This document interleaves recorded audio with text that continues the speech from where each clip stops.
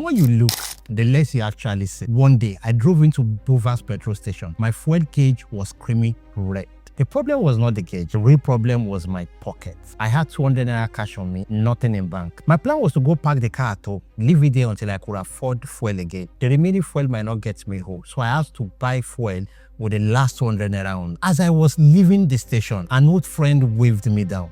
I stopped. He had just left a restaurant and he had toothpick in his mouth, the universal sign of a satisfied stomach. He looked at the car and smiled. Wale, you are a big man now. I smiled and replied the Nigerian way. Hey, alright, we are managing. But inside my head, I was asking myself, how do I tell this guy that I do not have even a kobo on me? I had not eaten since morning and there was no plan of food for the rest of the day. Yes, I was sitting inside the car, but every business have its own dry season. He suddenly said, Wale, can't give me something now? I laughed and replied, my friend, if you give me something, I will collect it. He said, don't be stingy, you that is driving big car. We laughed, exchanged greetings, and he left. He went away trekking with a full stomach. I drove away with an empty stomach. But that day taught me something powerful. People assume wealth from what they see. Many of the things you see around people are not the full story. People use their job contributions to buy the things they admire. Some use cooperative loans, some use bank loans they are still repaying. But once people see the item, they conclude this person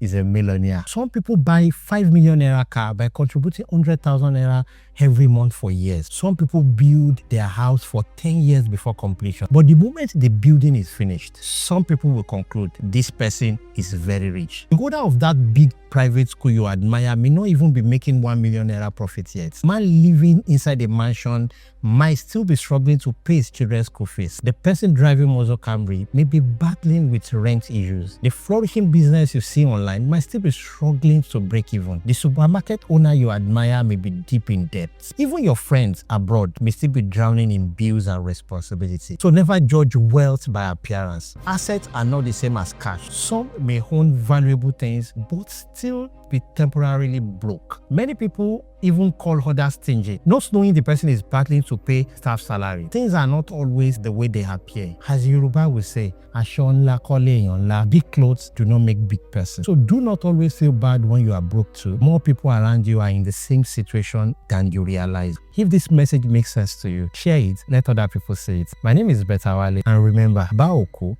Ishe Otan. See you on the next one.